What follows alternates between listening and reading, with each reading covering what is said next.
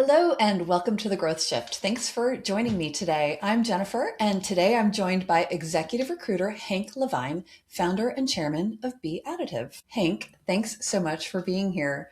Hank, could you tell us a little bit about yourself and your company, please? Sure. So I'm a serial entrepreneur. Reinvented my career, I would say, four times. But for the last 20 years, I've been involved with recruiting companies. Prior to Be Additive, I was the founder and CEO of a company I ran for 18 years, which was a large recruiting company. We had about 950 recruiters. And I left that at the end of 2023 to start Be Additive. We're also involved in recruiting, but Be Additive also has a really very interesting software development team. So we're also developing products. Ooh, fantastic. Tell me a little bit more about that. What are you developing? Well, so we are building a marketplace for hiring senior AI talent. I'm sure you've heard about the scarcity of senior AI talent. You read about it every day where these companies are raising mind boggling amounts of money.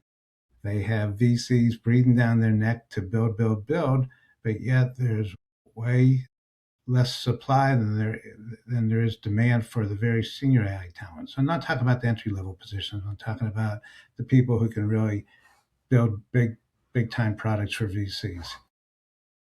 So these AI startups are very frustrated because they can't get the talent, and the talent is unimaginably expensive. Most of these positions are in the $300,000 to $500,000 range, and even when you're willing to pay someone that, they often won't take the job because they want to work for big tech, where they can get even more monies and they see their stock options as being closer to being cashed out and so forth. So, meanwhile, there is a much better supply of very highly skilled AI senior talent, yeah, offshore and nearshore, working for local companies in those countries. And those people are very eager to work for an American or European company because one, they can get about a 30-40% pay hike, but two, it really builds their profile. It's nothing like working for a Silicon Valley company when you're offshore to really build your profile. So our marketplace matches the companies and their job openings for these funded AI startups with offshore and nearshore talent. We can usually get someone started and vetted, highly qualified talent started in 2 to 3 weeks. And they're usually a third to half the cost of what it would cost to hire someone in the US. That's a really fast turnaround. Yeah. Well, that's because we're not starting from scratch. So we have a very big marketplace of vetted candidates. We also have very experienced recruiters. If there's not a perfect match, we go out and find people. Fantastic. In the recruiting space, and from your seat in the market, what are some of the biggest changes you're seeing happening today?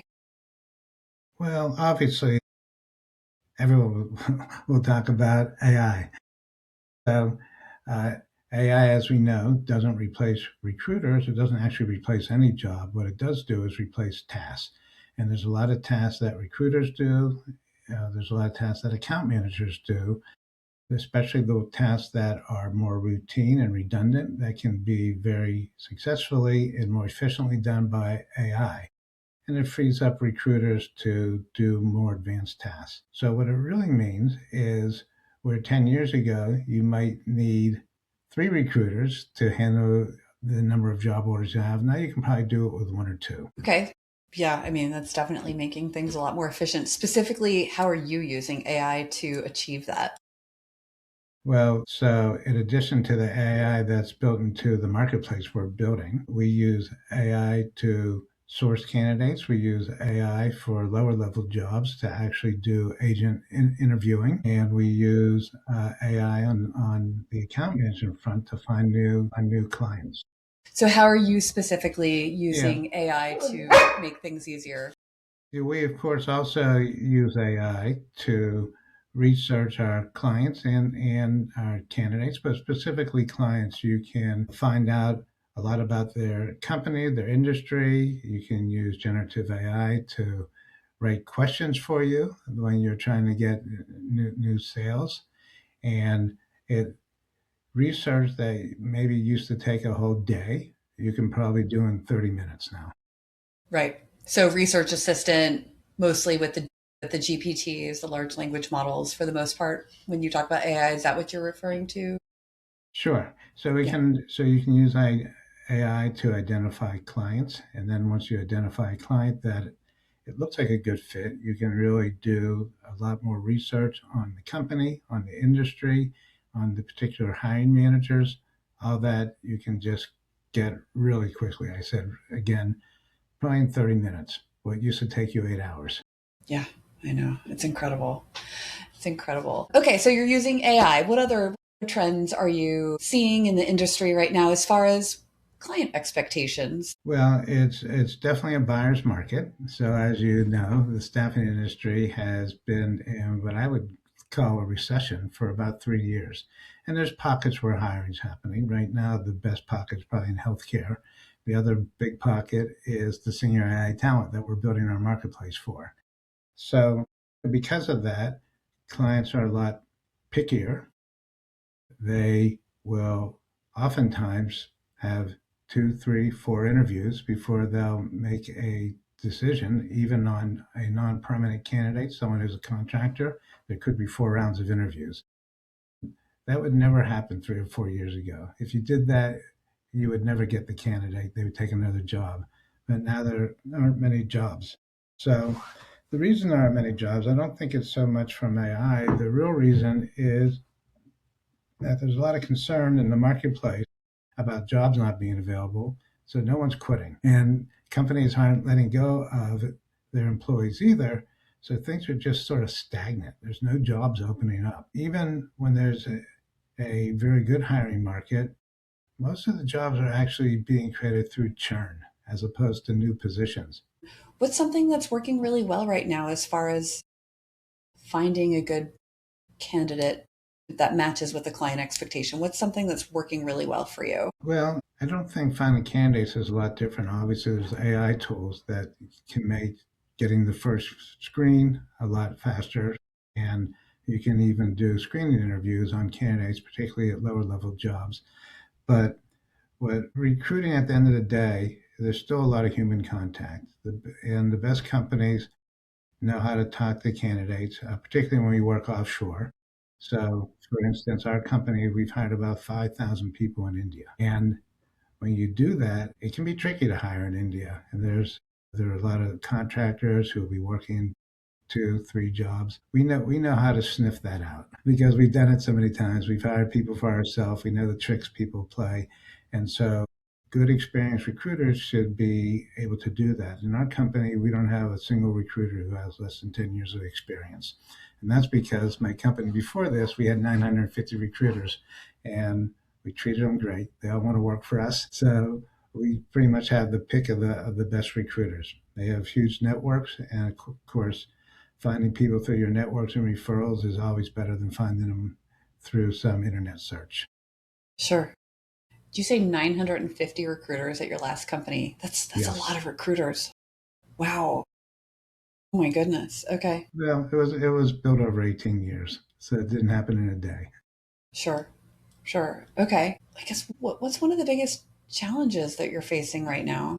And I think that the biggest challenge for just about anyone as a recruiting company is there's not a lot of demand for our services because there's just not a lot of job orders in the market. Now, in the last month or so, that seems to have ticked up. So hopefully, that's a trend that's starting. It may not be a trend. So in staffing, you don't create a market in staffing. You go to where the business is. So staffing firms, I think today need to be much more flexible than maybe they could be in the past. In the past, if there was a slump, maybe in IT staffing, you could be sure that in 2 or 3 months the slump would be over.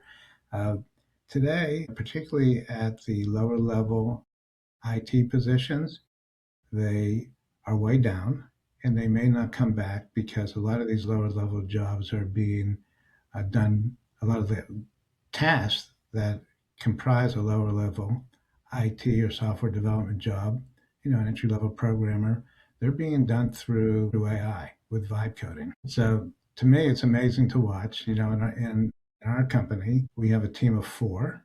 This team of four is doing the work that when I was in software development 10, 15 years ago would have been a team of 15 to 20. And really, you can build very a pretty sophisticated application with four people. You need a subject matter expert, you need someone who knows how to build products, and you need probably two full stack engineers. With vibe coding, uh, I don't know if you've watched vibe coding, but basically, you use tools like Cursor and combined with Claude, and you just give prompts in spoken English, and as you speak, it codes. And you look at the code, you ask some follow-up questions, and it codes more. So you can produce pretty usable code in maybe a week that would have taken you 3 months before. And then you put this in your people review it and you beef it up for security and other things, but it really lets you go fast. Yeah, that's that's incredible. So you've clearly been successful with recruiting, hiring hundreds, having hundreds of staff. What would you say is your biggest lessons in scaling and moving, that moving the needle growth? Well, scaling a recruiting company, which is a services company, is very different than scaling a product company, which is why venture capitalists like product companies, because if you get the right product, it's really easy to replicate software products and scale your business, at least relative to service. In a service company, you sometimes have very good growth initially, and that's because the founding team is very committed and knowledgeable. But as you get bigger, it becomes difficult to have that level of passion and knowledge as your company scales. And it's really hard to replicate the capabilities of the founding team. Less hard to replicate the capabilities of a software product because you make copies of it. The key to growing a services company is having very good processes and very good management and a very good work culture that inspires people to work hard and follow the process and listen to the management. Different than products. Sure, sure. Have you drilled down on your niche, choosing that niche and really honing in on, I guess now, tech specialty? Well, I'll tell you a funny story. When we started Be Additive, I knew I wanted to build a product, which was the main reason we started the company. We hired a software team. Initially, I had seen marketplaces just be spectacularly successful, particularly in hiring of nurses. My last company, we used to feed candidates into those marketplaces, but the people who ran the marketplaces made all the money. We did all the grunt work. And I decided I'd build a marketplace for another market that had a great need, like there was a need for nurses. And initially, we decided to go into education. I come from a family of educators, lots of teachers running through my house for years and years. And I know that there's a great shortage of teachers. I know there's a great shortage of other positions in schools. And I know there's a lot fewer people going into the education profession. So it's a huge market with a big need, and we started building a marketplace for teachers. But what we discovered is even though we had most of a really good product built, the ed tech space is very, very hard to build a company in now because it's really in paralysis. If you look at ed tech in 2021, there was about, if I'm remembering my numbers right, there was about 21 billion of venture capital money invested in it. Last year, there was about 1.5 billion, right? 21 billion to 1.5 billion. And there's 1.5 billion was mostly follow-on rounds of companies that had been previously funded and they were down rounds. They were funded at lower valuations. So raising money in that space was very hard with all the uncertainty of the Department of Education and all the politicization of schools. Schools are paralyzed. They won't buy. They don't know what their future is. And so, as I think I mentioned briefly in this podcast, on staffing, you don't create markets. We're not going to fix the problems in education. We can only develop a product that supports it. So you go where the money is. And the money is in senior AI talent. The conversations we have with VCs and so forth, they're night and day different than the conversations we have with VCs when we're in ed tech. Everyone wants to, invest in the senior AI talent. We're in their ecosystem, Yeah. and I'm very excited about it. Ed tech, unfortunately, because it's such an important, and our teachers and education is so important to our country and the world. It breaks my heart that it's very, very difficult to build a business in that space. I'm hoping that changes. Yeah. Yeah. How are you attracting top talent for your hiring marketplace? Well, so as I mentioned to you, the recruiters we have are very, very experienced. They've all worked for a long time. They have huge networks, so that's a very good place for us to start. We do use AI tools to identify people, tools like Juicebox and so forth, but we interview and vet anyone that gets into our marketplace. So there's no one in there that's not a good athlete. Now, just because you're a good athlete and you have really good skills, it doesn't mean that you're always a good fit for a specific job. You might not be the right cultural fit.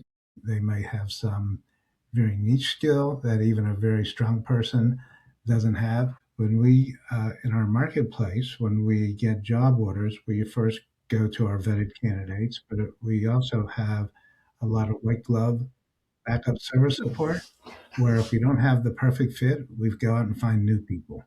Awesome. What would you say are your top priorities for the next 6 to 12 months at this point?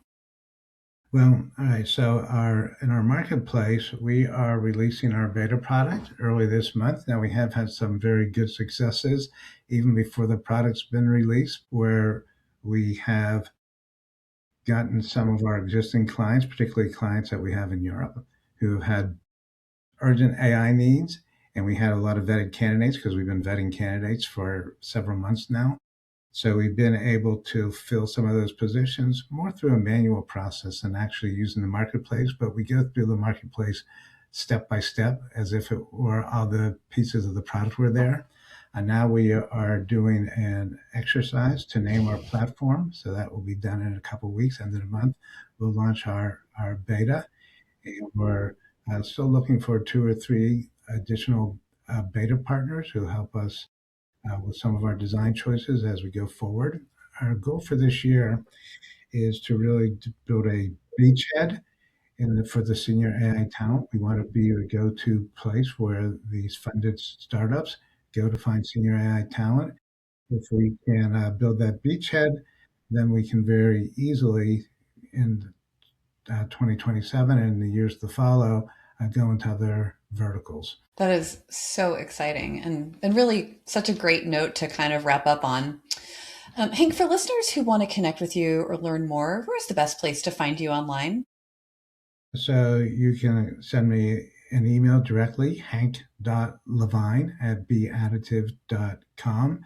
You can go to our website, www.beadditivetech.com, or for our other recruiting services, just www.beadditive.com. Fantastic. Hank, thank you so much for sharing your experiences and perspective. This has been great. And thank you to everyone listening to The Growth Shift. We'll see you next time. Okay, thank you, Jennifer. This was fun.